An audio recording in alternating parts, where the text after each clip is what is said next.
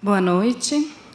Obrigada pela presença hoje no auditório do Sesc Vila Mariana para a edição do Sempre um Papo com as participações de Cristina Wapichana e Denise Akawane, mediação de Geni Nunes. Os encontros do Sempre um Papo são gravados e postados no canal do YouTube do projeto. A presença no auditório autoriza o uso das imagens e posterior difusão. O projeto Sempre um Papo, idealizado pelo jornalista e escritor mineiro Afonso Borges, nessa edição, em parceria com o SESC, apresenta uma série de encontros que reúne escritores e escritoras indígenas e personalidades envolvidas com as lutas dos povos originários, para conversar sobre temas que convergem para uma visão mais ampla sobre cultura, natureza, ancestralidade e sustentabilidade, entre outros assuntos. Estes encontros valorizam a diversidade cultural, ao viabilizar os saberes e fazeres dos povos indígenas, além de abordar os desafios e processos do fortalecimento cultural decorrentes da escolha de registrarem seus conhecimentos por meio da escrita alfabética.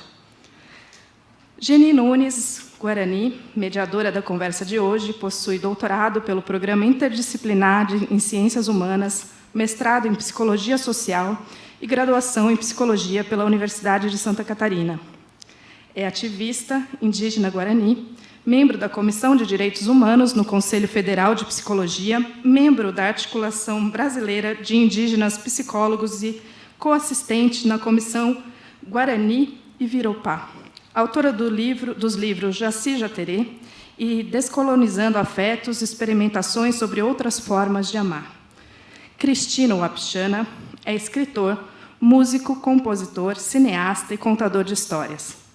Patrono da cadeira 146 da Academia de Letras dos Professores da cidade de São Paulo. É autor do livro A Boca da Noite, traduzido para o dinamarquês e sueco, vencedor da Estrela de Prata do Prêmio Peter Pan 2018, do International Board on Books for Young People, IB, escritor brasileiro escolhido pela seção IB Brasil para figurar na lista de honra do IB 2018, ganhador do prêmio da Fundação Nacional para o Livro Infantil e Juvenil de 2017 nas categorias Criança e Melhor Ilustração, Prêmio Jabuti 2017 e finalista do Prêmio Jabuti 2019.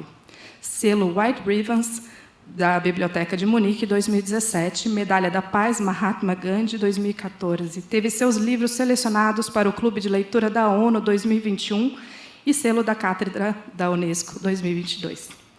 Denise Akawane pertence ao povo Cariri-Chocó, é escritora, advogada, professora do Ensino Fundamental 1, pedagoga de anos iniciais, pós-graduada em Desenvolvimento Infanto-Juvenil com enfoque psicoeducacional, contadora de histórias e ativista em prol dos direitos indígenas no Brasil.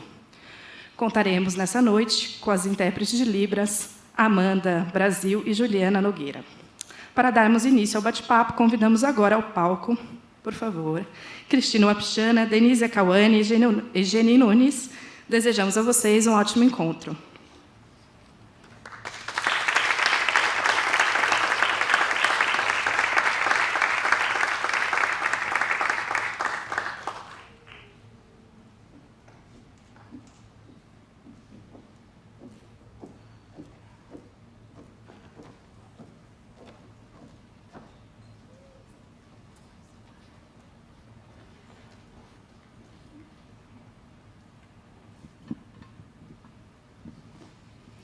Yaneputunde, boa noite. Queria muito agradecer a vocês pela presença, agradecer ao Sesc Vila Mariana, ao projeto Sempre um Papo. Eu estou muito contente. Esse é o penúltimo encontro, desse ciclo. E hoje eu terei a honra, de mediar essa conversa com duas de nossas grandes referências no movimento indígena e também para a sociedade como um todo, que são esses dois artistas intelectuais. E eu queria iniciar, então, dizendo, como já foi posto, que ao final da nossa conversa estaremos em outro espaço ali para assinatura de autógrafos. E na última parte da nossa conversa também vocês já podem ir pensando nas questões que a gente vai abrir para o público. Eu inicio, então, convidando a Farenta Denísia a se apresentar um pouquinho, contar um pouquinho da sua trajetória. Como vocês ouviram a descrição, né? É uma mulher de multitalentos, de muitas expressões artísticas e políticas, né? E vocês vão ver também depois, né, que uma das obras dela tem essa expressão pela escrita e também pela música, e te ouvir um pouquinho desse lugar, né, múltiplo e vibrante que você nos traz. Fica à vontade, Parenta. Que microfone mais chique. Boa noite, Kangi Kaya, Kangi Kiretu e Kangi Kaya Pri. Bom, eu saudei, na verdade, dando bom dia, boa tarde, boa noite, porque a gente sauda sempre os 3 momentos do dia. Mas antes de falar sobre mim, sobre nós, e ela me escolheu primeiro para a gente abrir com um canto, né, Jenny? Mas eu não sou cantora. Então vamos levantar para relaxar. Vamos todos ficar de pé, né? Gostei desse microfone, vou levar para casa. Vamos lá agora. Respirar fundo. Se conecte comigo agora, nesse momento, porque eu acabei de sair da cerimônia na aldeia para vir para cá. E olha que eu não podia sair, mas pedi permissão para vir. Então vamos agora trazer as vozes ancestrais da floresta.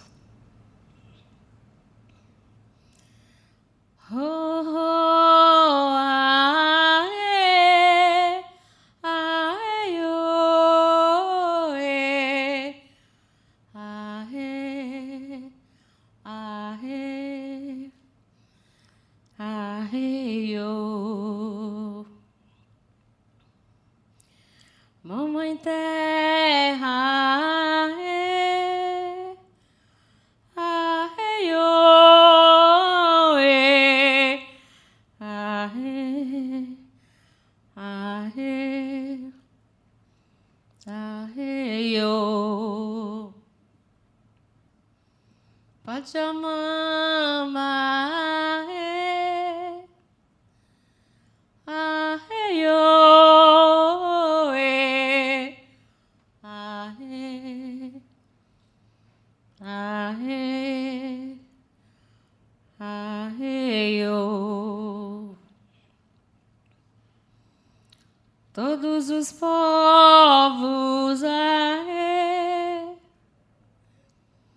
ah, eh, oh, eh, ah, eh, ah, eh, ah, eh, oh.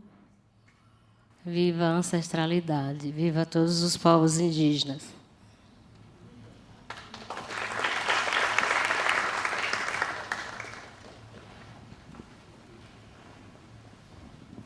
Sem mais delongas, né? Meu nome é Denísia. Na verdade, eu pertenço a 3 povos, que é Cariri, Chocó e Funiú, que fica na região Nordeste, Sergipe, Alagoas e Pernambuco. Tem uma caminhada aí na literatura, na militância, na academia, que não foi fácil, mas hoje a gente traz isso como uma naturalidade. E acho que mais de 10 anos, acho que 15, não tenho bem essa data, mas eu acho que é desde o meu primeiro filho, de 25 anos, que eu venho nessa caminhada. E trabalho junto com o SESC por esse tempo todo aí. O que eu tenho aprendido nessa minha caminhada é que todos nós temos vozes. E todos nós temos vozes ancestrais. A gente só precisa ouvir, observar e perceber o que é que a natureza quer nos dizer. trazendo isso do ponto de vista da literatura, e como nós somos um povo da oralidade, nós aprendemos a ouvir a terra. E quando a gente ouve a terra, a gente escreve para que as pessoas que não conseguem ouvir leiam nossos livros. E todas as vezes que vocês ou nós pegarmos livro para ler nesse sentido, é como se vocês estivessem adentrando no nosso mundo da espiritualidade, adentrando no nosso mundo do dia a dia. E viver a vida indígena não é fácil. Escrever não é fácil. Nada na vida é fácil. Quem foi que disse que era fácil? Ninguém disse que era fácil, ninguém disse que seria fácil. Mas nós estamos aqui, com as nossas vozes, com as nossas vozes ancestrais. Talvez a minha voz seja a voz da minha avó, da minha bisa, do meu tataravô, do meu requetataravô. Existe essa palavra? Agora existe? Eu acho que eu li em algum lugar. Mas, sem mais delongas, né? Trazendo isso para nós hoje, nessa noite, e como eu falei no início, eu tive que pedir permissão para estar hoje aqui com vocês. E não foi fácil, porque tive que sair da aldeia. Tem todo... Vocês não, que já estão aqui, né? Tem toda uma logística para sair de lá. E quase que não deixavam eu sair, mas tive que vir. Então, trazendo do centro, do terreiro da minha comunidade, que agora, neste momento, está acontecendo as cerimônias, os rituais, porque a gente passa a noite inteira fazendo esses trabalhos, esses rituais, em prol do nosso povo e em prol da nossa humanidade. Enquanto que os jovens ficam no celular a noite inteira, adquirindo doenças sociais, doenças digitais, a gente está lá, junto com a natureza, observando tudo para depois escrever. Porque esses 15 dias que eu passo confinada dentro da minha comunidade, eu observo cada detalhe do que acontece. E, às vezes, as pessoas me pegam, tipo, voando, né? Como se estivesse no mundo da lua. Ou como se estivesse na nuvem. Nas nuvens, assim. Mas eu estou olhando fixamente para trazer essa história para a literatura. E tudo, para mim, transforma em escrita. E os parentes chegam próximo de mim e dizem assim, você está voando, o que tem? O que você tem que estar com um olhar tão fixo no que está acontecendo? Eu estou escrevendo na minha mente. Eu estou desenhando na minha mente. Eu estou compondo música na minha mente para transformar tudo isso em literatura. Disseram um dia que os povos indígenas não sabiam escrever nem ler, e disseram um dia que nós não somos intelectuais, porque nós somos ébrios. Existe até essa palavra na Constituição. Somos tutelados, enfim, não gosto nem de trazer muito essas palavras, porque as palavras que nós trouxemos hoje as nossas vozes ancestrais. E trazer a minha voz para cá hoje é uma honra, porque eu sei que vocês vão ouvir, eu sei que vocês vão se conectar comigo, assim como com o Abshana, assim como a nossa querida Geni. Seria tão importante ou bom, ou talvez seria magnífico se todos nós dessemos ouvido aos povos indígenas, porque a natureza ela está gritando, ela está falando. as mudanças climáticas estão acontecendo. Só para vocês terem uma ideia, assim, não sei se foge muito do que eu vou falar, eu estava lá na região Nordeste, 40 graus. Quando eu cheguei aqui, já senti o impacto do ambiente. E o meu corpo não está acostumado com essas mudanças climáticas. E nos colocam em um pacote só, no sentido de que os parentes da região Nordeste são os mesmos parentes da região Sul. Os climas são diferentes, a gente não consegue se adaptar a esses climas tão intensos. Os que já nascem nesses climas é bem diferente. Então, se eu trazer clima para cá nesse momento, como literatura, a gente vai escrever o clima das nossas histórias de cada região. Se eu for falar do Nordeste, vamos escrever que lá só tem caatinga? Não, lá também tem Mata Atlântica. Não só tem caatinga. A ideia que você tem na cabeça do povo é que índio do Nordeste e nordestino e só come cactos, ou seja, é um estereótipo de coisas que nem existe, totalmente fora da nossa realidade. Então, eu resolvi trazer isso para a literatura de uma forma cantada. E o SESC, que é a editora, ajudou a compor, quer dizer, na verdade, a escrever esse livro aqui, que é Cariri Chocó Contos Indígenas, volume 2. E a proposta foi gravar um CD. Agora não é mais CD, né? Agora é como é? Spotify. Não sei nem falar a palavra. E o meu sobrinho, ele manja muito disso, porque nós somos velhos, né, Wapichana? Nós temos nossos 50 anos, né? Eu tenho 50 anos, tá? Mas ele sabe mexer com uma naturalidade que a gente não sabe. A gente tem que se adaptar também. E esse livro eu trago umas 10 histórias, assim, ou 10 ou 8, eu não lembro agora, mas são histórias cantadas que eu resolvi escrever ele cantado para ver se as pessoas conseguem nos ouvir também através do canto. Já que não ouve lendo, então vamos dar música para eles aprender cantando. E as histórias cantadas, elas são mais fáceis de serem aprendidas, elas são mais fáceis de serem tocadas no nosso coração, porque às vezes a gente lê, dá várias voltas, mas não consegue chegar no ponto central, que é o nosso coração, que é o nosso sentimento maior da nossa conexão com a natureza e com a música.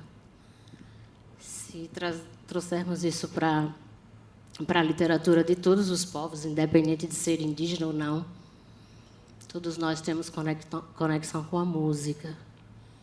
E nós, povos indígenas, somos povos da dança, do canto, da oralidade, da culinária, das medicinas, da arquitetura, da astrologia. Tudo que for gia, tudo que for ista, nós somos. Aí nos copiam, patenteiam tudo isso, mas não diz que é daquele povo. Mas, enfim. Quais são as vozes ancestrais da plateia? Se trouxer isso para cá. A minha voz ancestral, como eu disse desde o início, pode ser do meu avô, da minha avó, pode ser de uma criança que acabou de nascer, pode ser de uma criança que está em fase de aprendizagem, pode ser de qualquer pessoa, mas a minha voz mesmo é a voz da terra. Tem até uma historinha, né, que o índio põe o ouvido para ouvir a terra. Eu lembro que meu avô contava sobre essa história, que ele caminhava de Pernambuco para Alagoas e ele conseguia entender o que a terra dizia, o que a terra falava para ele, para poder caminhar aquelas quilometragens toda. Ou seja, os fenômenos da natureza falavam para ele. Ele nem tinha celular e nem tecnologia, mas ele sabia com a sua conexão com a natureza. Vou respirar porque o que eu vou falar agora é muito profundo. Nós estamos tão conectados com os bens materiais que esquecemos da espiritualidade. E eu confesso para vocês que muita coisa que a gente absorve aqui na cidade, quando a gente volta para a nossa aldeia, a gente larga tudo, esquece esse mundo de materialidade e se conecta com a nossa literatura da espiritualidade, com o nosso povo. E aí eu entendo que realmente eu sou parte dessa natureza. Quando vocês fizerem esse exercício em casa, de deixar o celular ou alguma coisa, vocês vão perceber ou entender o que é que eu estou falando. Aí eu olho assim para o céu e digo, graças a Deus que eu tenho 15 dias para ficar confinada na aldeia. Porque se eu não tivesse, eu estava com depressão, com ansiedade, eu estava sendo atendida por psicólogo, por terapeuta. E tudo isso a gente tem na comunidade. Nós temos pessoas que nos curam dessa forma. Nós não precisamos pagar para nos ser curado. Nossa própria família lá é a nossa terapia. Quem aqui não tem uma família briguenta? Quem aqui não tem uma família birrenta? Quem aqui não tem uma família que diz que tem uma ovelha negra? Essa é a expressão. Quem aqui na plateia não tem isso? Eu quero saber qual é o modelo de família aqui que não tenha tudo isso. Quem disser que não tem está mentindo. Porque todos nós temos, porque precisamos disso até para a espiritualidade, para que ela consiga nos colocar no centro do que tem que ser entre a vida e a terra. Mas, olhando para vocês assim, hoje, e olhando para dentro de mim, eu não posso falar de mim se não falar de nós. E não é só nós, povos indígenas. É nós como humanidade. É nós como um povo da mesma espécie. Apenas só temos culturas diferentes, cores diferentes, cabelos diferentes. Tudo nós temos diferente. Eu sei que o sangue é A, B, C, D, tudo isso aí que pesquisaram. O meu é O negativo, tá, gente? Diz que o meu é raro, né? Pois o meu é O negativo. Mas o sangue é azul? Não é. O sangue é vermelho. Até que prove o contrário, ele é vermelho. Mas as pessoas fazem isso o tempo inteiro de estereotipar a vida do ser humano. Para que isso? A gente pode viver a vida tão simples sem precisar disso. E eu só estou falando isso porque, quando eu volto para a minha comunidade, eu percebo a simplicidade assim, nos mais velhos, que não está nem aí para essas coisas. Eles querem só estar com a natureza. Aí, às vezes, eu mostro até um celular para ele. Joga isso no fogo. Isso não, para mim, não é útil. Eles falam tipo assim. E em alguns momentos eles falam assim: ai, você quer virar branca agora, né?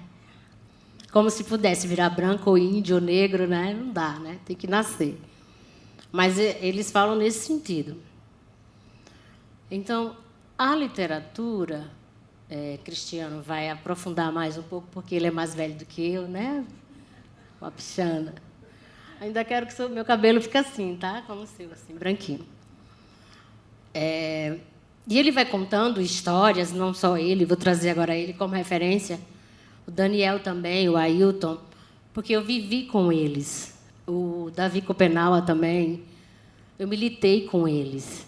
E não foi só na literatura, foi também no direito, foi também na militância, foi na política.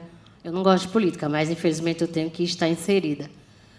Mas uma coisa que eu fiquei bem frustrada, assim, sabe? Foi quando eu fui estudar direito. Porque eu achava que eu ia resolver os problemas da comunidade. Você entra numa ansiedade achando que vai resolver o problema da comunidade do mundo inteiro. Né? É como o primeiro namoro, né? Você ganha flores, esse cabra quer alguma coisa. Você ganha caixa de bombom.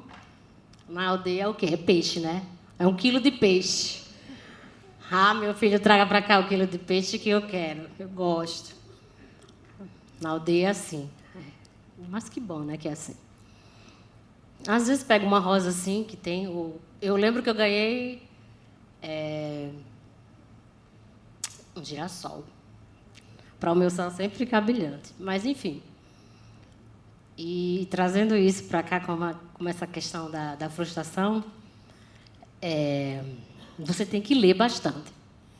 Ler e entender o que você está lendo. Porque, senão, você vai ser taxado na faculdade que você está ali só por estar e não sabe de porra nenhuma. Desculpa a expressão, não sabe de nada. E aí, quando eu li de cabo a rabo, é uma expressão nordestina, a Constituição, nossa, eu fiquei muito frustrada. Tinha situações que eu podia militar e tinha situações que eu não podia, porque estava ali na lei. Mas tinha outros momentos que eu podia flexibilizar e outros eu ficava morrendo. Como que fazer para reverter essa situação? E eu lembro, na época, que eu ainda estava estudando o 6º período, quando o juiz lá da nossa cidade determinou que nós tínhamos que sair da nossa terra através de uma liminar. E eu era só estudante na época. E a comunidade sabia que eu estudava, pediu para eu ler o documento. Eu passei a noite inteira lendo esses documentos. Não foi só a liminar, foi o documento do processo inteiro da terra. E eu via que o erro não era em nós que estava, era nos órgãos. E o órgão que perdeu o prazo foi o MP, para que entrasse com recurso, para que a gente não saísse da terra, enfim. Aí, quando você senta numa reunião com essas pessoas e você enfrenta assim com a palavra, aí você é taxada de chata, você é taxada de briguenta. Mas a minha intenção não era essa na época. A intenção era mostrar que alguém errou. E quem errou foi o MP, e o MP não poderia errar. E eu só era estudante de Direito do 6º período, e eu consegui identificar isso. E o MP não fez o trabalho dele, a FUNAI também não fez, o gerenciamento de crise também não fez, ou seja, ninguém fez nada. E o juiz disse assim: "Ô, Denise, eu quero que você me conte por que eu não consigo dormir por causa desse processo da terra?" A minha resposta simplesmente foi: porque ninguém trabalhou. Ninguém trabalhou, ninguém cumpriu o que tinha que cumprir. Aí o senhor não consegue dormir porque o senhor não consegue definir o que tem que fazer com essa terra. Então, será que realmente a minha voz ancestral foi posta nesse momento? Pergunto para vocês acham que foi? Sim ou não? Eu não ouvi. Eu não ouvi. Ah, agora sim. Então, trazer as vozes ancestrais para o palco, para o público, é trazer a nossa força, é trazer a nossa intelectualidade. O que a gente pensa a respeito de tudo isso. Porque falar só por falar não adianta. Nós temos que trazer e provar. E nós estamos aqui para falar a respeito de várias situações que, às vezes, até a gente fica na plateia pensando: mas como que é isso? Como que é aquilo? Olha, eu estou cansada de falar de dor. E eu não quero falar de dor. Eu quero falar de amor. Eu quero falar de direitos iguais. Eu quero falar da pele. Eu quero falar de coisas boas. Eu não quero falar de dor. Porque dor, nossos mais velhos já passaram. E a gente precisa passar também para aprender, mas eu não quero estar aqui falando de dor. Eu quero falar de igual para igual. Porque nós somos inteligentes, todos nós. Não é o povo branco, não é o povo preto, o cigano. Todos nós somos iguais. As diferenças são as culturas, o que a gente prega, o que a gente acredita. Porque se nós não acreditarmos em alguma coisa, vocês podem dizer assim, Deus, eu não sou nada. Eu falo Deus porque é o supremo maior de todos nós. Mas para nós é o Araquedizão, é Tupã. Então, se não se apegar, a gente não é nada. Ah, eu vou pegar aqui essa formiga e vou me apegar a ela. Pode fazer isso, porque ela pode até lhe curar, porque ela contém uma toxina que cura. Se não tivesse, não tinha o ritual da tucandeira, que é o melhor ritual que tem. Vamos lá participar? Melhor ritual. E aí, trazendo isso como as medicinas, também temos várias que estão sendo banalizadas.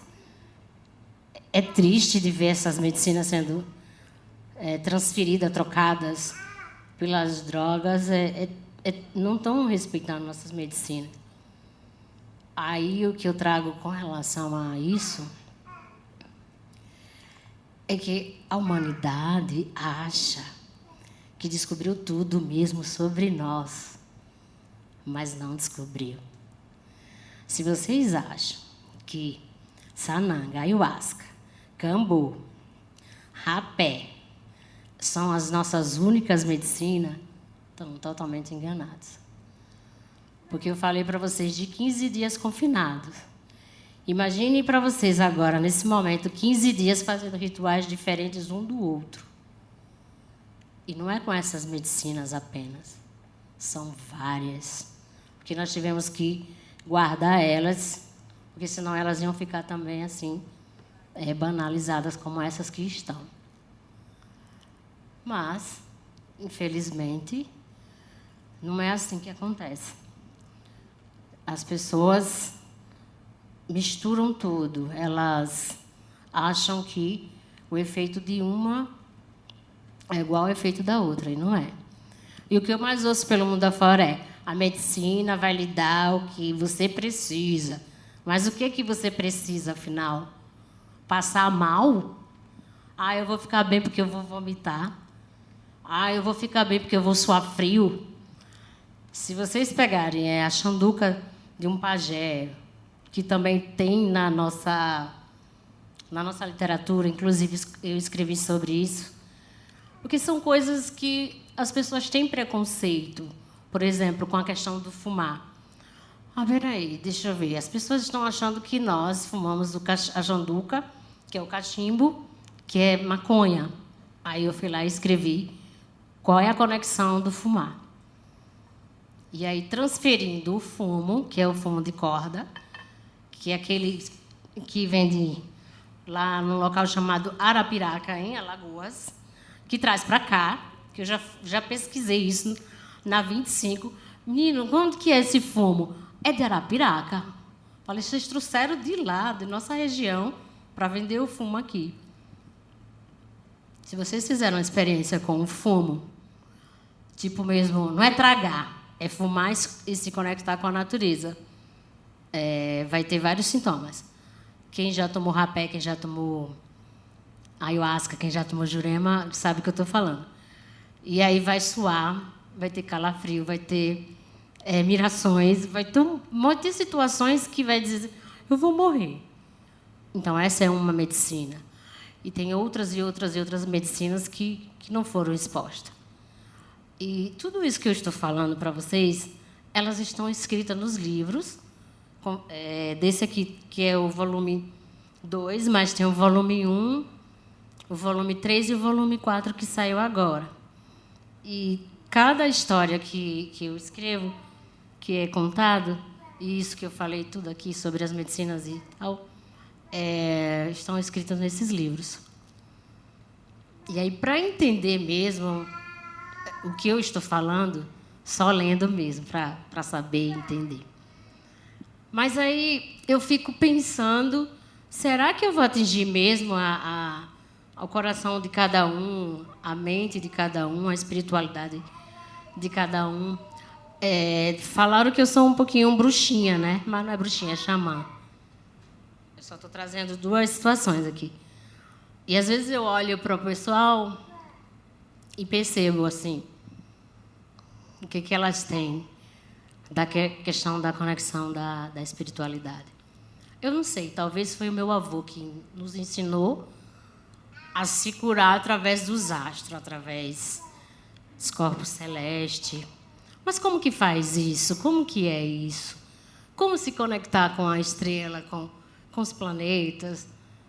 Para isso estudam astrologia, não é? Mas o meu avô não estudou astrologia. O meu avô, ele praticou astrologia. Ele recebeu da espiritualidade. Então, falar sobre esses fenômenos é uma coisa, praticar e sentir é outra. Então, vamos ouvir mais as nossas vozes, não só a nossa que está aqui. Vamos ouvir a nossa mesma, a nossa própria voz. De repente, vocês vão chegar em casa e vai dizer, eu estou ouvindo uma voz aqui meio estranha, mas não é essa voz que eu estou falando. É a voz da espiritualidade e é a voz interior de cada um de vocês. Muito obrigada.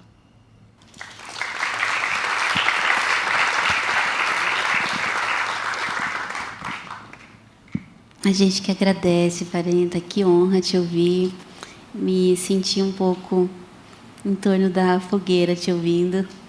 Agradeço demais. Queria passar agora para o Parente Cristino contar um pouquinho para a gente também da sua trajetória, que é uma trajetória que é individual, mas é coletiva, né? E nos contar também sobre um pouco do percurso, né, da literatura indígena aqui no nosso território, no qual nós vemos, né, a sua presença de vários outros parentes fazendo aí um grande marco, né, histórico que a gente vive. Então, fica à vontade, viu?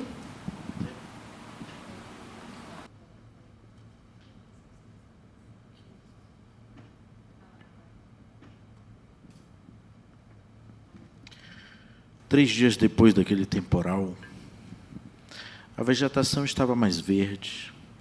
Fomos cedo tomar banho no igarapé, que tinha uma água morna e cristalina, como cor de chuva.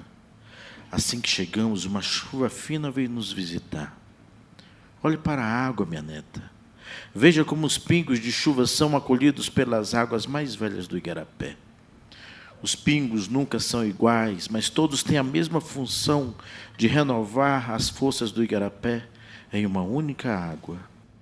A água da chuva se une de tal forma com as águas dos rios e dos oceanos que fica impossível separá-las. E ela continuou a falar. Ouça. Ouça como os pingos de chuva se chocam com as folhas das árvores. É possível sentir e ouvir a chuva cantar antes mesmo dela chegar. O vento anuncia sua aproximação. Cada chuva canta sua própria canção. Quando os pingos tocam as coisas ou a nós, são sons incontáveis, como muitos passarinhos cantando juntos. Você consegue ouvir, vó, o que a chuva canta? Sim, minha neta, respondeu sorrindo. E o que ela canta? A música da vida, minha neta. Quando chove, o mundo também se encanta e se revigora. Nós nos alegramos como os sapos coachando no início da noite.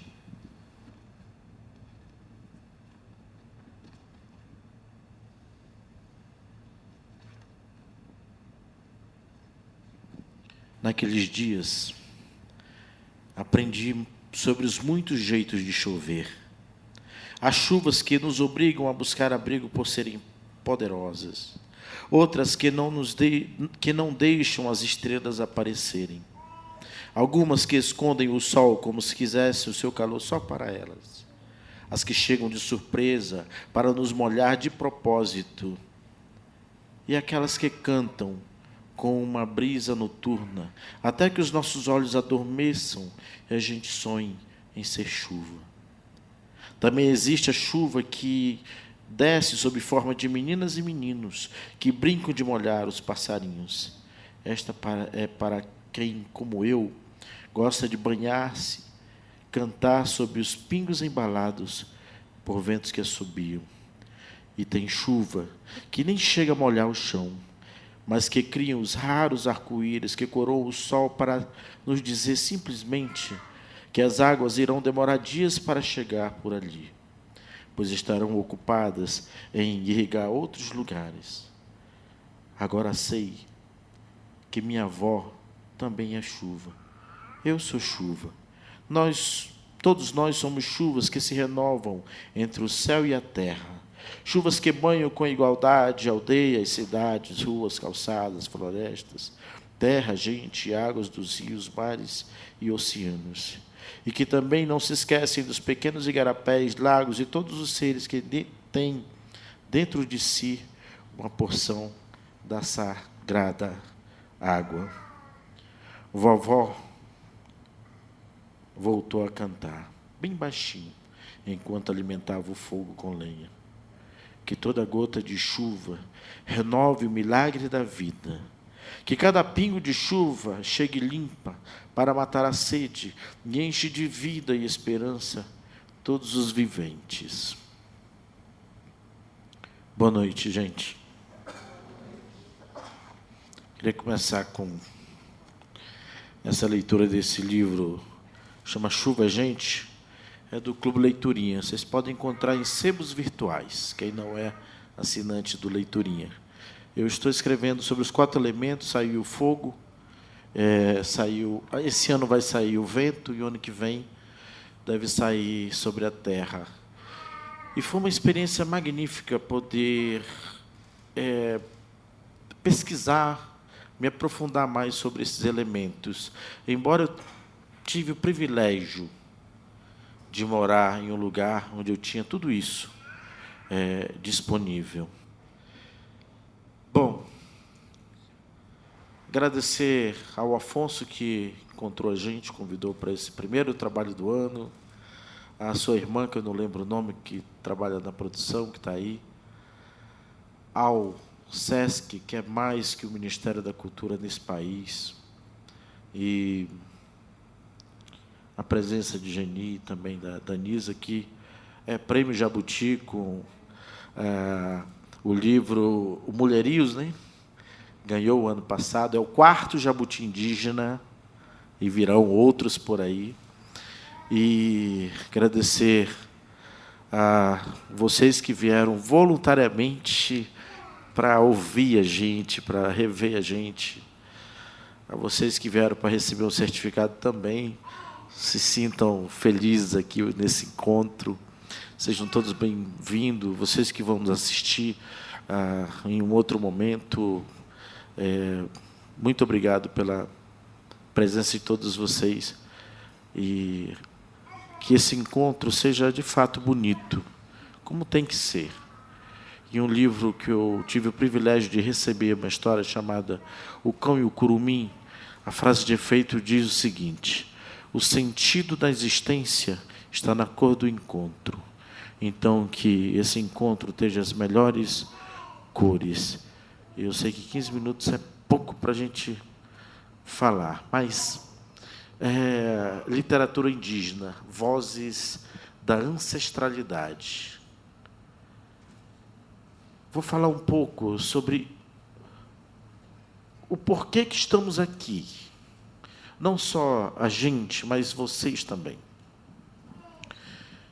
Essa dita literatura indígena, que precisou ter esse nome para marcar, porque as pessoas não conseguem ainda entender que literatura é literatura, como pintura é pintura, como a arte é arte, cinema é cinema, não importa quem faz. A arte está ali. Surgiu oficialmente para o Brasil em 94, quando Cacá Verá, que tem histórias magníficas, publicou um livro chamado Todas as Vezes que Dissemos Adeus. Como ele era amigo do Trigueiro, não morreram, os dois são amigos ainda, o Trigueiro fez uma ponte para o Fantástico. E foi uma coisa extraordinária, sair no Fantástico, um índio escritor, como se não fosse uma pessoa, gente. Mas saiu isso. Então, isso foi o marco, está completando 30 anos.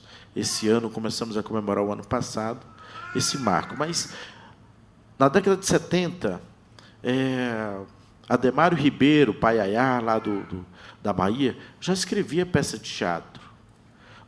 80, Leandro Potiguara já escrevia jornal. Final de 80 para 90, apareceu o livro Jecupé. O Moura Tucano, que morreu, que era o pajé que abençoava o encontro de escritores, já escrevia em 80, e vários outros lugares que a gente não teve conhecimento, mas foi 90, a década de 90 que tudo começou. Daniel Munduruku publica em 96 o livro Coisas de Índio, que ganhou o Jabuti. E então ele conhece a Finilige, que é a Fundação Nacional do Livro Infantil e Juvenil, que é uma seção do IB, daquele que ela falou, do IB, aqui no Brasil, que é o especializado em infantil e juvenil. O Prêmio Jabuti é o máximo e tal, mas ele não é especializado em infantil e juvenil. Quem trabalha em infantil e juvenil aqui no país é a Finilige, a Fundação Nacional do Livro Infantil e Juvenil, que tem um evento literário que acontece no Rio de Janeiro, todos os anos. E, em 2003, Daniel Munduruku conversou com a Beth Serra, que era, então, diretora executiva, e criaram um encontro de escritores indígenas no Salão do Livro. Então, nós ganhávamos um stand que a gente podia... Era o único que talvez a gente pudesse decorar do jeito que a gente quisesse. A gente tinha essa liberdade. Então, criou-se o concurso Curumim, que é para professores que trabalham com livros de autores indígenas em sala de aula, é um concurso nacional, e também criou o concurso Tamoio, que é para despertar novos autores indígenas pelo país. Então, nessa época, nós tínhamos aí uns 5 autores indígenas que tinham publicado. E, em 2005, Daniel me conhecem lá em Roraima, e o SESC de Roraima fala, tem um cara aqui muito interessante que você precisa conhecer, Daniel. E quem era? Moá. Fui lá, conversei com o Daniel e tal, e falou, cara, eu tenho um encontro lá e preciso de ajuda. Eu já estava começando a produzir, e estava com vontade de sair de Roraima já há um tempo, especialmente por causa da política, dos caras que dominavam, sabe? Preciso sair daqui. Porque, como artista, eu nem era nada, só tinha ganhado uns concursinhos de música lá, mas não era aquilo, eu não sabia o que ia fazer. Mas, como artista, aquele lugar não me cabia mais, eu precisava sair dali. Eu falei, cara, eu estou com vontade de sair, eu preciso sair, porque esse estado não me cabe. Eu dava aula de violão nessa época, eu falava para meus alunos, cara, eu falava, vou embora desse estado aqui. Tinha músico que ia para lá, achava os máximos, eu falei, cara, tu saiu de lá porque tu é incompetente, tu não tem condição de competir com teus iguais lá. E tu estudou pra cacete. Aqui não, olha a nossa escola de música. Não tem, cara. Tu é professor aqui. E tu ganha o mesmo salário que eu ganho. Eu vou sair daqui e vou ganhar o que tu não conseguiu ganhar lá no teu lugar. Falava assim. Bom, já viu que eu era meio assim, né? E falava para meus alunos, daqui a pouco eu vou ganhar prêmio, nem sabia de que era. Eu achava que era um projeto que eu estava com música, né? Em aldeias indígenas, um projeto que era de revitalização cultural dentro das aldeias. Nada, eu nunca ganhei nada daquilo. E eu falava assim, daqui uns dias eu vou viajar e nem quero saber quem que vai pagar as passagens. Cara, eu não era nada. 2005, comecei a produzir o Encontro com o Daniel, só vinha para o encontro. 2008, eu mudei para o Rio de Janeiro. E aí eu comecei a produzir, assim, fui produzir esse evento até 2014. Aí eu falei, não, agora eu vou cuidar da minha vida. Foi quando saiu Boca da Noite. Boca da Noite, que é o livro mais importante que eu tenho, é um dos livros mais premiados, talvez o mais premiado de autor indígena brasileiro. E esse movimento indígena de escritores só teve nesse país aqui, com a gente. E quem fez todo esse trabalho foi Daniel Munduruku, que começou, e eu que produzi esse evento vários anos seguidos. Jaida Isbel saiu desse evento. Fui eu que trouxe, fui eu que fiz a primeira exposição dele, e vocês viram o que o Jaida pôde mostrar. Fui eu que fiz isso. Muitos autores indígenas, eu saí desse encontro de escritores. Então, a gente tem um respeito pela Finilige e pelos apoiadores. Fundação Ford, Instituto CIA. Uma vez, um encontro, bancou o Daniel, e como eu morava aqui, eu também, porque eu também tinha que fiz um monte de trabalho que não recebia, porque a gente tinha que pagar as passagens, que tinha feito o evento, pagar o hotel. Nós fizemos juntos, mas nunca deixamos de fazer esse encontro. Ano passado, o Sesc Ipiranga fez uma exposição junto com o Instituto Oceano, e deve ter mais gente junto aí, para saber como é que estava essa literatura e esses autores indígenas no Brasil.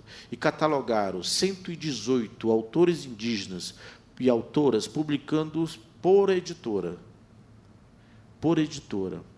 Com mais de... Lá tinha 348 obras que estavam disponíveis lá, que ia fazer algumas andanças, não só aqui, mas acho que ia para Portugal também e tal. Esse é o balanço que nós temos hoje. De Jabuti, Daniel Munduruku, eu e o Mulherio. 4 Jabuti nós temos em casa.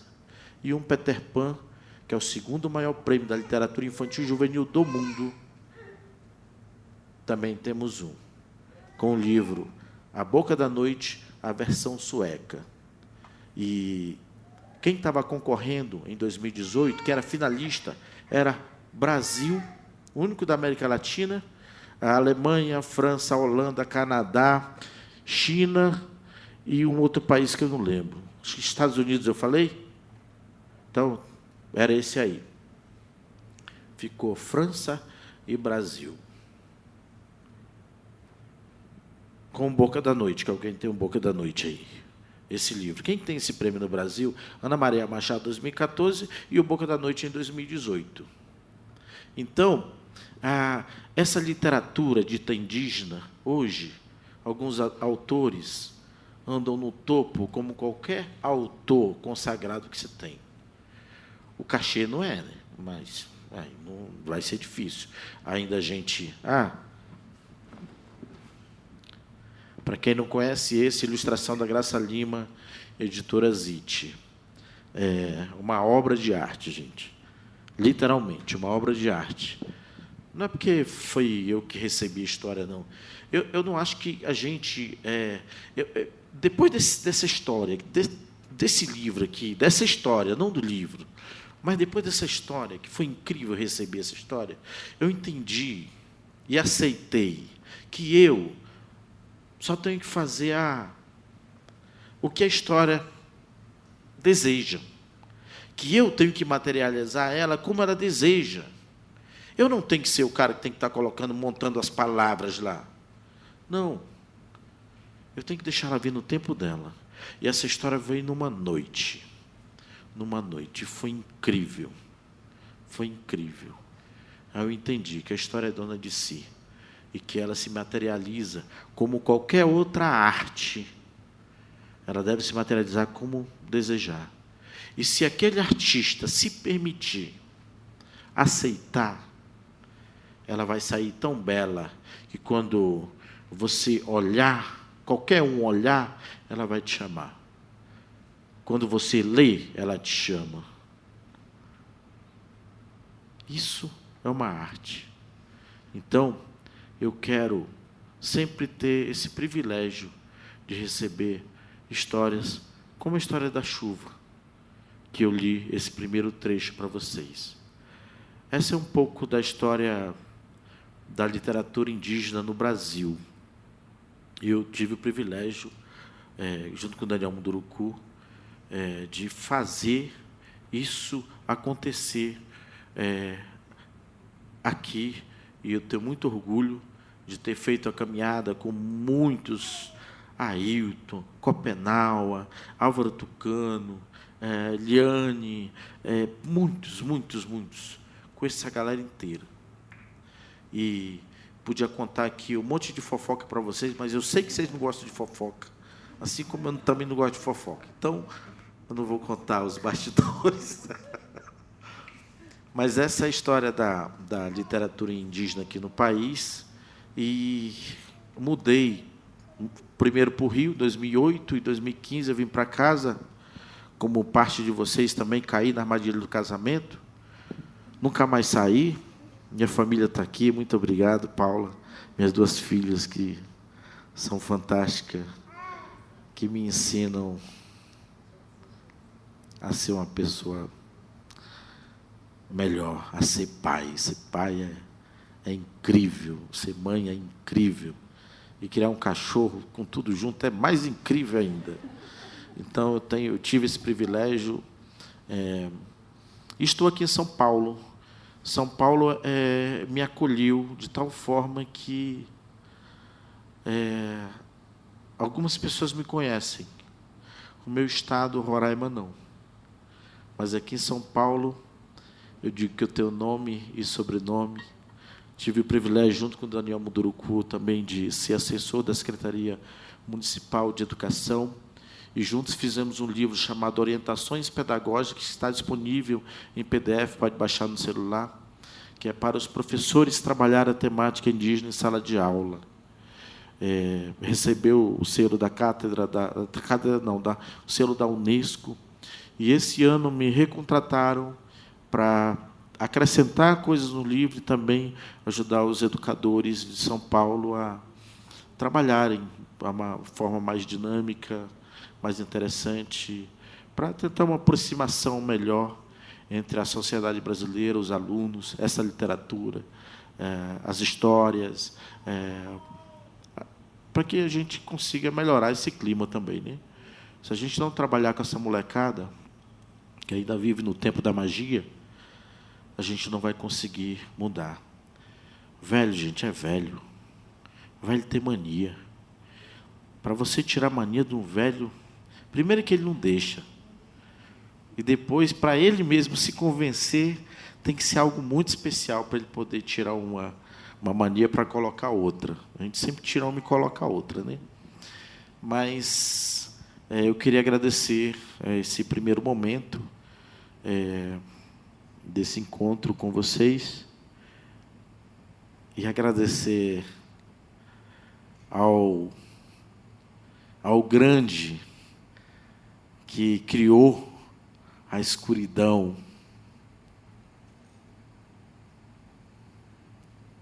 e pintou o céu com estrelas. E de quebra, ele pinta a lua todos os dias. Por isso que ela chega diferente cada noite. Bonito, né? Para estar no livro. Pensei nisso aqui. Foi o que veio.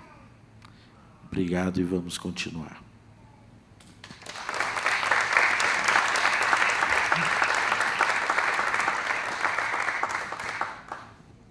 Agradeço muito, Paris, por ter compartilhado um pouquinho da sua trajetória. Vocês podem ver, né, que embora cada um dos dois tenha a sua singularidade, o seu povo, a sua caminhada, há esse propósito também que nós percebemos, né, de modo muito generoso, que é trazer esses efeitos, né, da nossa luta através da arte, através das histórias, através do canto, da música. Então, me tocou muito, né, isso que você comenta, né, Parenta, de não querer mais falar só de dor, né? Isso também é algo que o racismo nos faz. E essas histórias que vocês vão ler dos dois vão muito além da dor, né? Isso é muito, muito incrível. E, dado o nosso tempo, eu queria fazer uma última pergunta a vocês, para quem os acompanha também, de quais são os próximos passos, os próximos projetos, o que vocês têm pensado que vem por aí, o que a gente pode esperar, né? Também, se quiser falar um pouquinho, Parenta, do processo desse jabuti, né, coletivo, que muito nos orgulha, fica à vontade, viu? Ah, que legal. Eu tinha esquecido, né? Quando eu soube que o Mulherio tinha ganhado o Prêmio Jabuti, eu estava aqui em São Paulo, no Circuito Sesc, nem tinha acreditado. Eu esqueci de trazer, eu acho que deve estar lá na mesinha lá dos livros. E esse livro ele é composto por aproximadamente 40 mulheres indígenas escritoras. São mulheres que a gente não conhece, nem eu mesmo conhecia também. Eu acho que os parentes também. Eu falei até para a Geni que meu projeto é viajar por todas as aldeias para conhecer todo mundo. Impossível não é, né? Mas imagina viajar para as regiões e conhecer os 305 povos, cada uma com culturas diferentes. É um sonho mesmo de consumo. Meu sonho de consumo não é carro, casa, não é apartamento, não é celular, não é... Isso é ferramenta de trabalho. O meu sonho de consumo é conhecer as aldeias do meu povo. Mas aí, quando a gente montou essa coletânea, que foi organizado por Eva, aí eu estava aqui em São Paulo e vi que tinha pessoal que estava no circuito e disse: Denise, vocês ganharam. Eu falei: ganhou o quê? O que eu ganhei? Espera aí, eu estou meio que aqui no meio da atividade, eu estou contando história para criança. Espera aí, falo já com você. Não, vocês ganharam. Vocês quem? Vocês mulheres indígenas. Nossa, nem acreditei, porque eu gosto muito desse bicho, desse animal, o jabuti. E quando eu vi o Apixana ganhando, o Daniel, eu falei: um dia eu vou ganhar. E ganhei, tá vendo? Ganhei o prêmio. Mas, enfim, a gente vai dar continuidade. A gente tem o grupo de WhatsApp do Mulherio, também tem o Instagram. E a gente conversa todos os dias com essas mulheres e elas falam muito sobre essas questões da literatura, da política, da militância, cada uma com sua especificidade e peculiaridades dentro de cada povo. E eu aprendo muito também com elas, assim como a língua, né, de cada uma delas. E trazendo como projeto projeto profissional, que eu também não era nada, até na minha região também não sou conhecida. E aqui em São Paulo dá essa abertura, né? São Paulo, Rio, a gente agradece muito. Eu tenho 2 projetos, na verdade, não sei se é 2, é 3, não sei, são vários. Mas, para esse ano, eu tenho uma exposição dos 4 volumes dos contos indígenas. Cada volume tem aproximadamente de 8 a 6 histórias. Vai ser feito lá no SESC Campinas. Já teve a proposta e tal. Nós vamos fazer o lançamento desses livros. Eu estou escrevendo sobre direitos humanos indígenas também, que vai sair esse ano. Já vai sair também um livro que chama-se Tauanã e o Pente Encantado. Quem aqui gosta de pente vai entender porque que eu escrevi a respeito desse pente. Não é pente de pentear cabelo, não, tá? É outro tipo de pente. Esse pente ele é feito pela coluna vertebral do peixe. Para vocês entenderem, eu vou deixar na curiosidade. E participar de novo do circuito, contrato de novo, que é muito bom. Eu aprendi muito nas regiões, o SESC tem um trabalho incrível. Agradeço muito, parabenizo, porque ele dá a oportunidade de a gente conhecer esses lugares. E o público que eu atendi o ano passado, assim, em novembro, dezembro, nossa, tinha pessoas que não sabiam assim, que existia mediação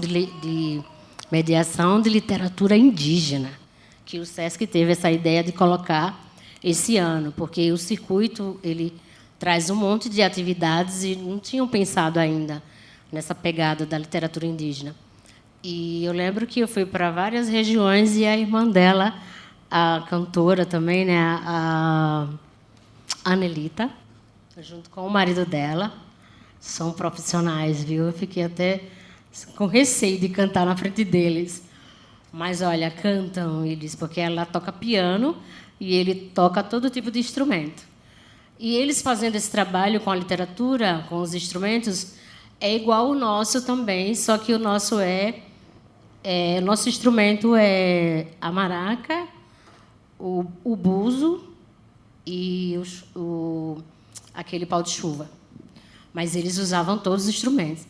Mas, mesmo assim, quando a gente juntava, que casava eles com a gente fez um casamento, né? Nossa, estrondava assim no hotel. As pessoas vinham olhar a gente, porque era uma conexão do povo guarani com o povo Cariri-Chocó. Então, são esses projetos desse ano. eu vou dar uma parada também no segundo semestre, porque eu vou ter que atuar na justiça, vou ter que tomar uma decisão muito séria aí a respeito disso, porque o que está acontecendo na comunidade não é fácil e eu vou ter que dar uma parada no segundo semestre para isso. Então, meu projeto de vida pessoal, profissional, é isso. Casar não vou mais. Estou brincando, minha gente. Ter filhos também não vou mais. Estou brincando. É bom ser pai e ser mãe, né? Bem que eu gostaria. Aí eu vejo assim, na comunidade, os mais velhos. Eu tive 10 filhos, 15, 20. Eu digo, queria eu ter 20 filhos. Imagina a barriga esticar 20 vezes.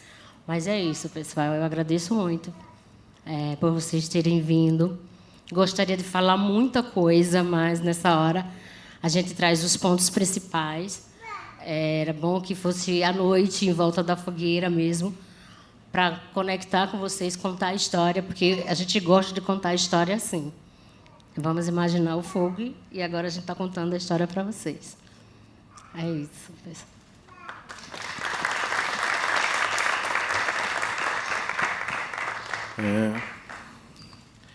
Gente, eu sou um peão.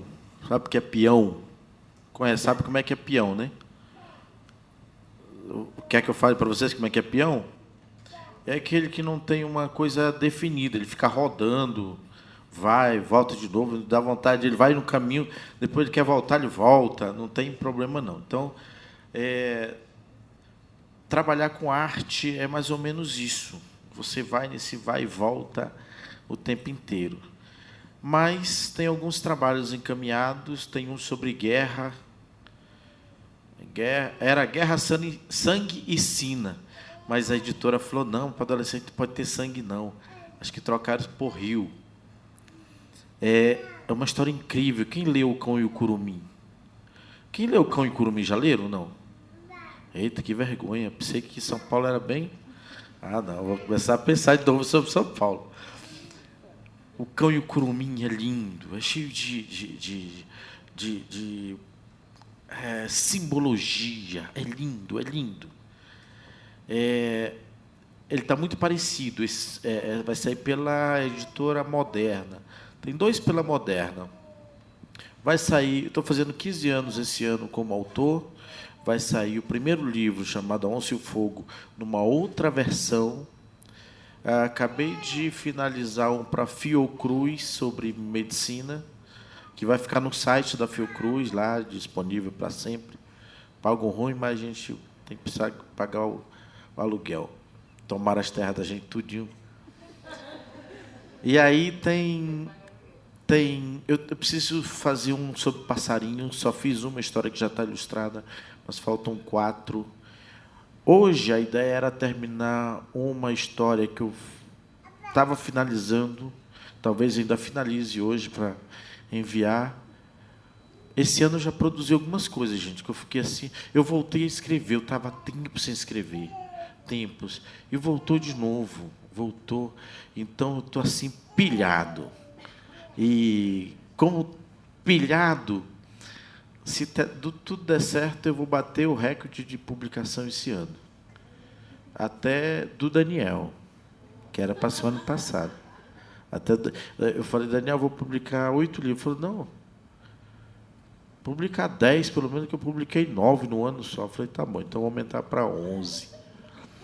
E já tenho esses contratos, vários contratos assinados. Eu preciso só finalizar um ou outro, as editoras sempre estão...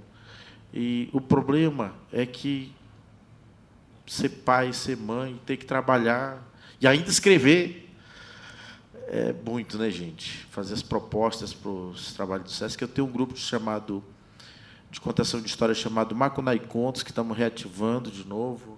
Também conto história. Apareceu um convite para sarau, e aí eu tenho que me programar para sarau, voltar a ensaiar. E aí tem que fazer comida, cachorro, roupa, não vai, essas coisas que o professor faz, chega em casa, ele trabalha, aí em casa tem que fazer tudo de novo.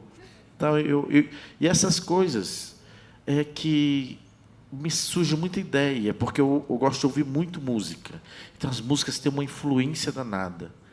Tanto que tem uma música que eu acho que já ouvi umas mais de 1000 vezes para escrever.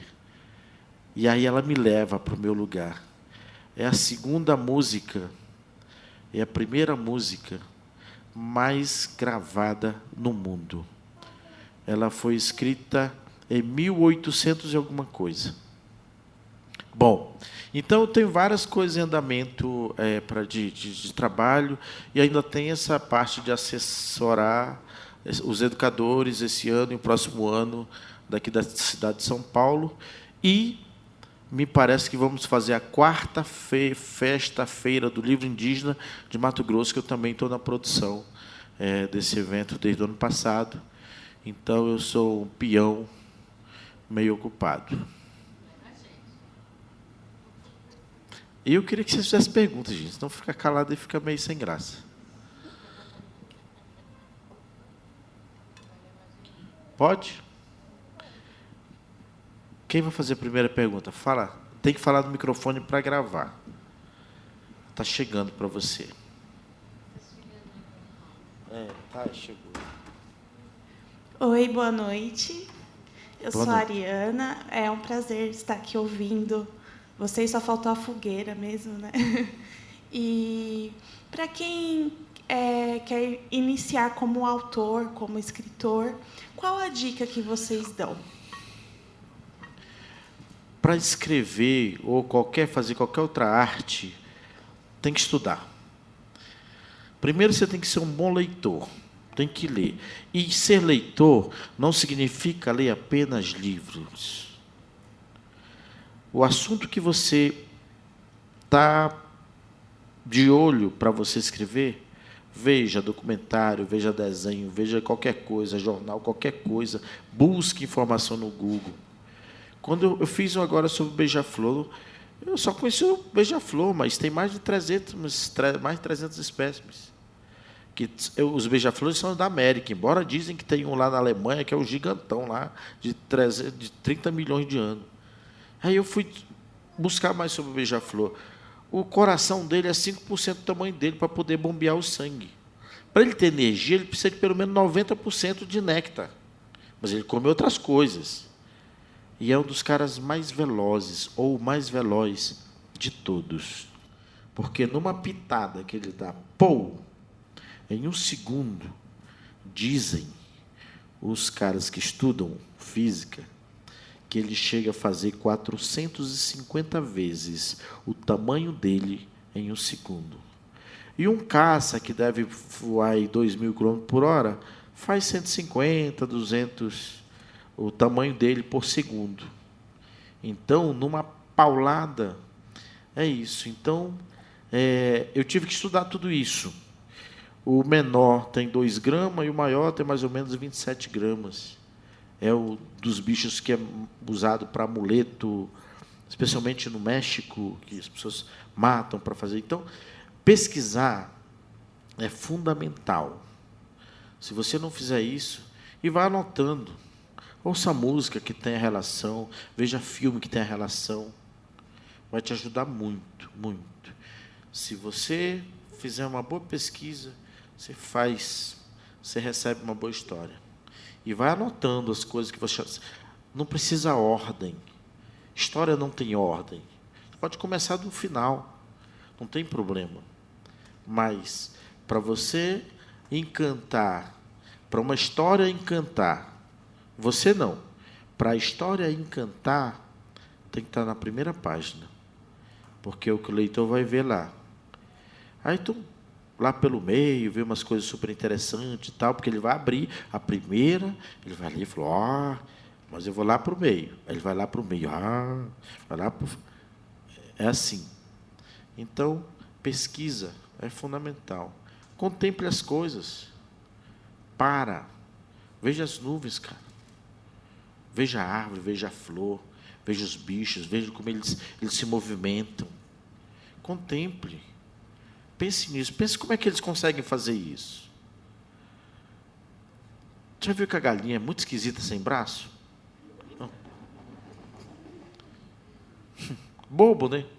Eu numa aldeia vi isso. Eu falei, mas que esquisita a galinha sem braço. Não tem. Entende? Então, se você não for curioso para perceber o que as pessoas passam batido, não vai conseguir receber uma boa história.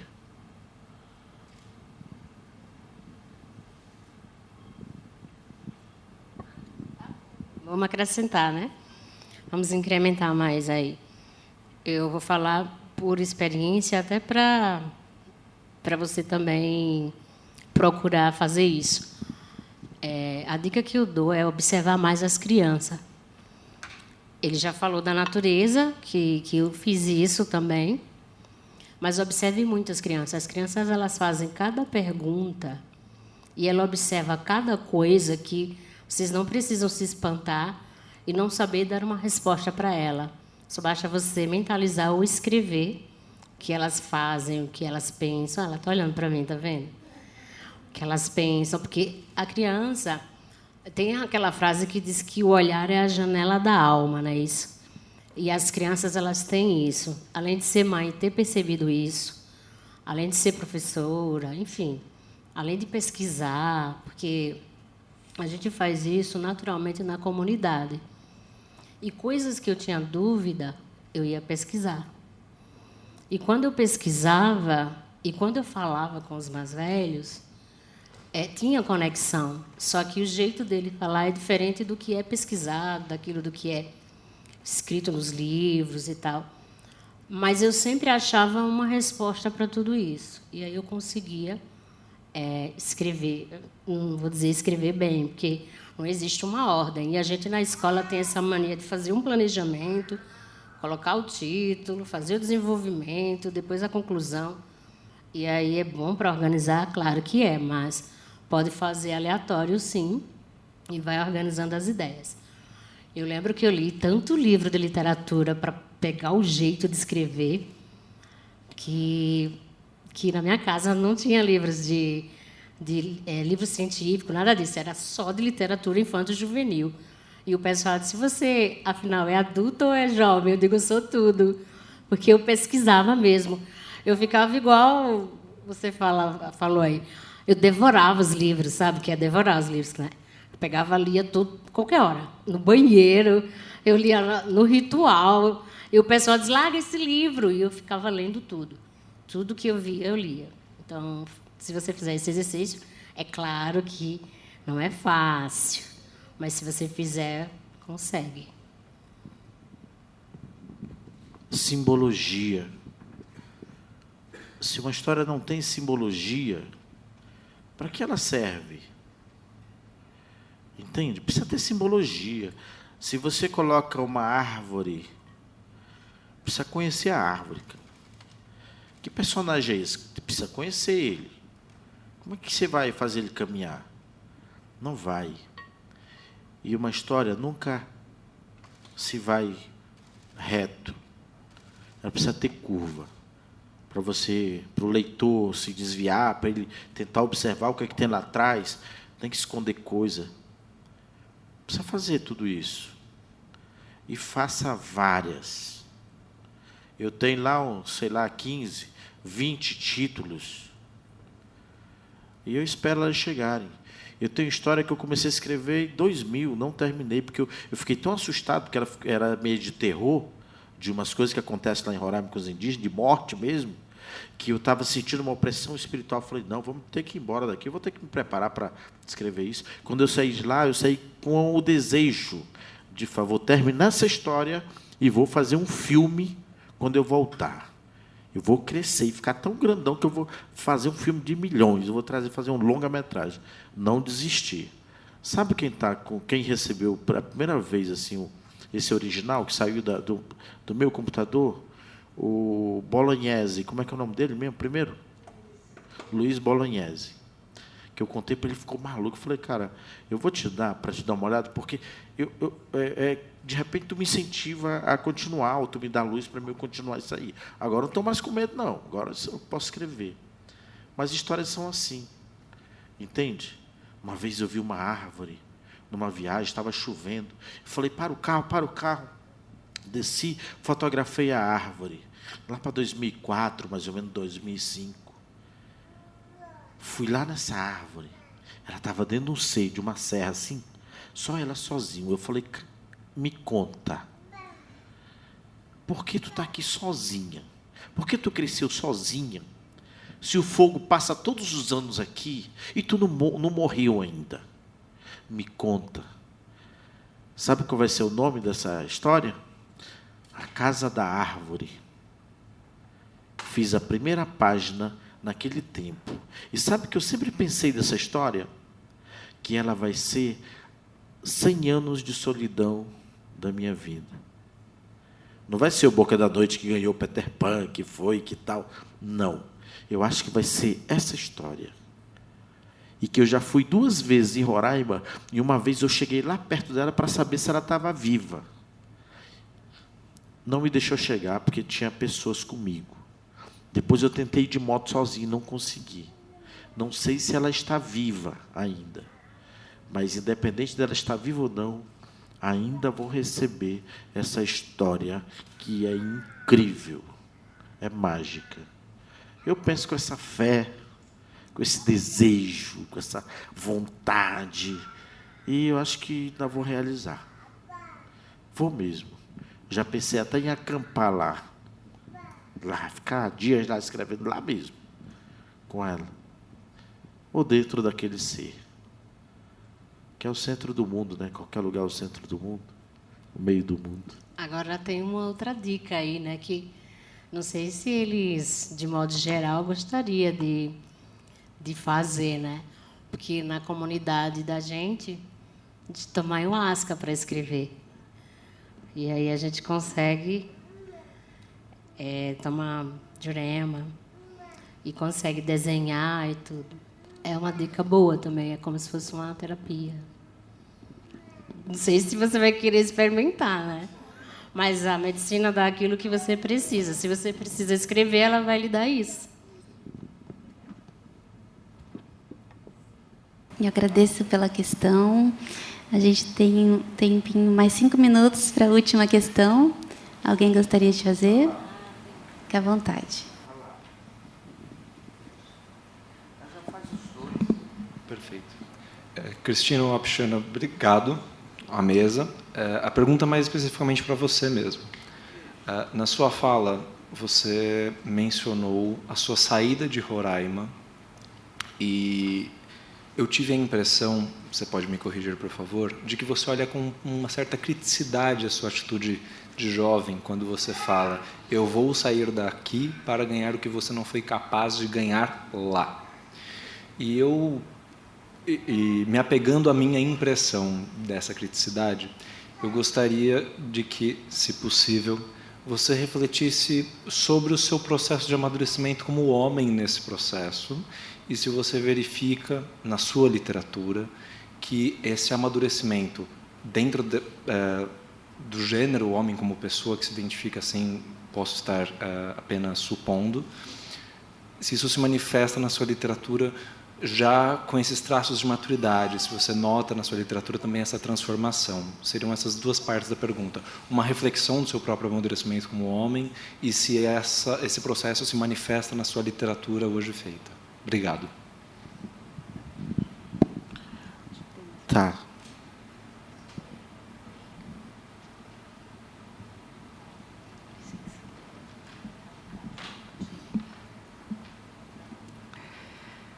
Boa noite, parentas.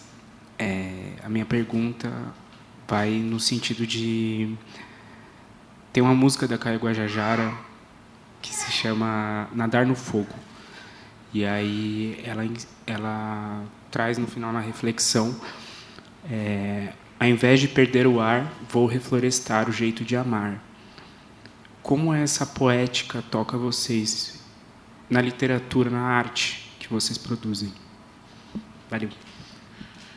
Bom, a literatura é uma luta que traz política, que traz o clima, que traz a existência, que traz a ancestralidade, que traz o respeito a qualquer vida, ao cuidado com o planeta, ao cuidado com todas as vidas.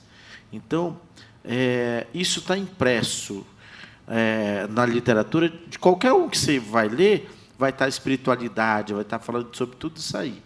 Então, Caê, tive o privilégio de conhecer também, muito feliz nessa poética, e que a gente precisa plantar coisas boas mesmo, tirar essas coisas pesadas e a gente precisa se unir, gente. A gente precisa conhecer. As árvores estão aqui do nosso lado. Você olha para a quaresmeira, que não é nem da minha terra, eu sei que é quaresmeira, vocês não reconhecem? Como é que a gente vai melhorar as coisas? Precisa ensinar para a molecada o que é isso, na escola, em qualquer lugar. Eu ensino para minhas filhas. Sabe que árvore é essa daqui? Árvore tal. Aí eu passo lá de novo. Que árvore? Tá. É árvore tal. Até elas fixarem o jeito da árvore para poder fazer tudo isso aí. Sobre... eu não entendi uma palavrinha que você falou 2 vezes aí, mas quanto à questão do amadurecimento, para ser homem é um bicho perigoso, chato, pensa em guerra o tempo inteiro. A minha escrita fica muito na minha infância, na minha adolescência. Esse jeito de homem, não sei, não me dei bem até hoje, não. É complicado. Por isso que as mulheres precisam dominar o mundo, né? Mas só pensa em guerra, rapaz, e por besteira. Quanto ao amadurecimento com a literatura, eu acho que com a vida, cara. E não tem nada mais incrível do que cria para você aprender. Cria te ensina tudo. Te ensina tudo da vida, cara. Ensina tudo. Ela te ensina mesmo. Ou ela ensina chorando, ou ensina sorrindo, pulando, esperneando. Você tem que aprender. Entende? Ser homem é meio chato, mas ser humano, cada dia você ter uma humanidade melhor, nossa, isso eu aprendi muito, muito. Eu não respeitava muito as outras religiões, que eu fui preso de uma e tal. As crias me ajudaram nisso. Jesus me libertou da igreja. Estou feliz. Vejo... Estou a favor agora do James Webb, que está aí fotografando 80 bilhões de anos de luz de distância. Então, eu tenho uma outra visão de tudo mesmo. Mas a família me deu muito isso. Imagina tu lidar com mulher, tá doido. Difícil, gente. E você tem que começar a sair, mesmo que tenha autismo, reflete, para um pouco, segura um pouco. O que é melhor para todo mundo? Faça a sua escolha. Então, amadureci bem. Tanto que eu deixei de brigar um monte de coisa por aí. Agora não quero me esconder. Só vim trabalhar, voltar e quero ter o privilégio de voltar para o mato. Pescar, plantar. Em casa a gente tem plantinha lá que eu cuido, ajudo elas a cuidar, para elas verem. Plantei o maracujá lá, só para elas verem as flores do maracujá. Vocês viram ou não viram a flor do maracujá? Viu qual flor mais?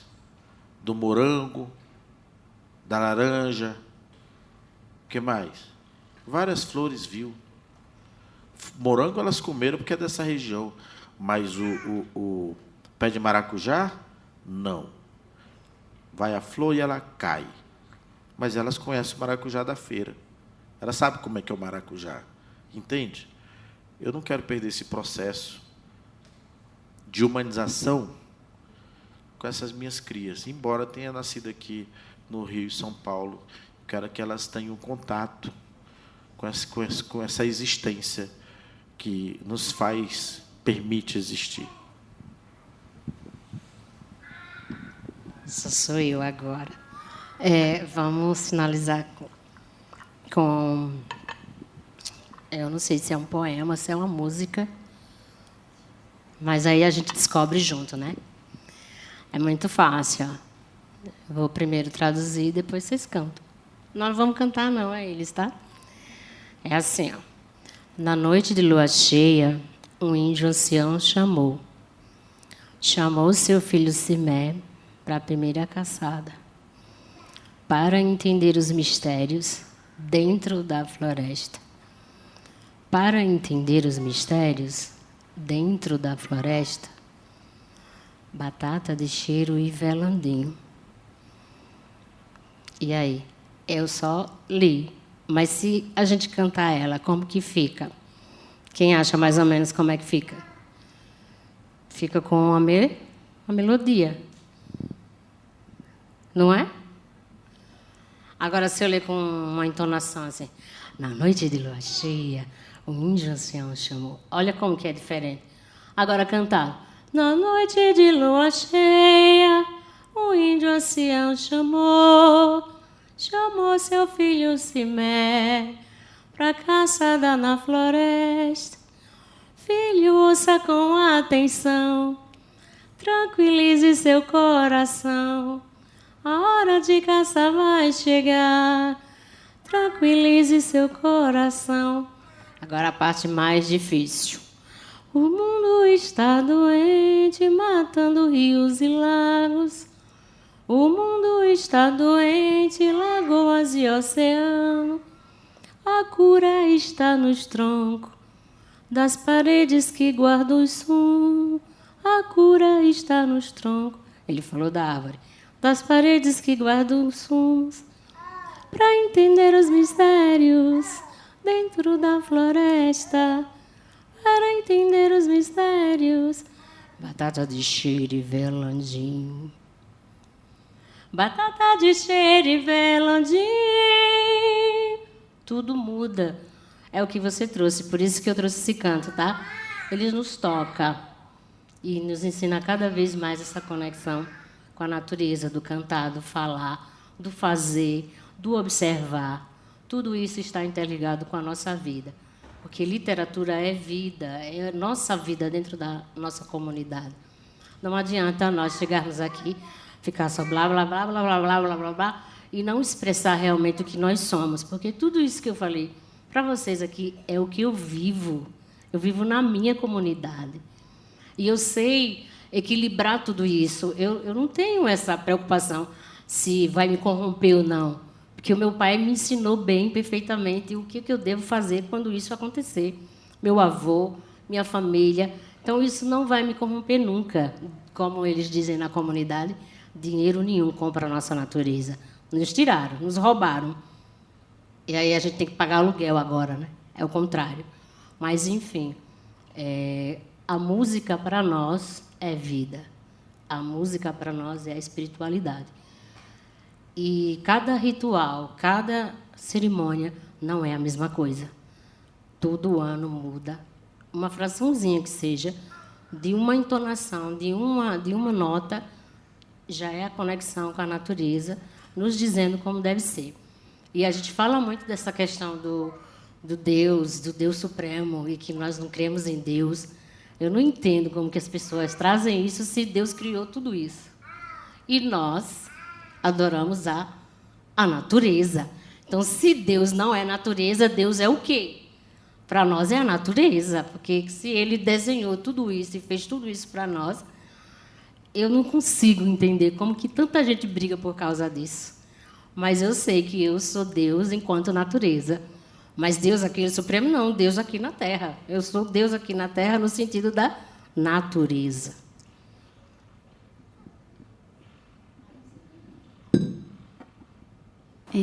Queria muito agradecer a parente Denise, a parente Cristino.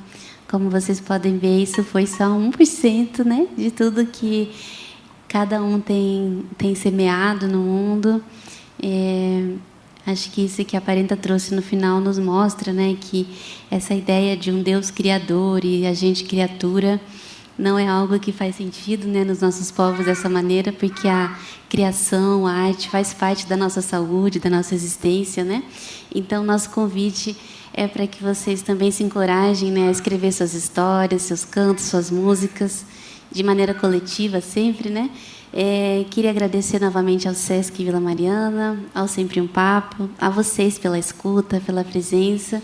A gente se encontra agora ali no momento dos autógrafos. Muito obrigada, uma boa noite. Obrigado a todos vocês, as meninas aqui, Afonso, que nos achou, ao Sesc e ao Miranda e ao nosso Criador da escuridão que pinta o céu com estrelas todas as noites. Obrigado, gente. Música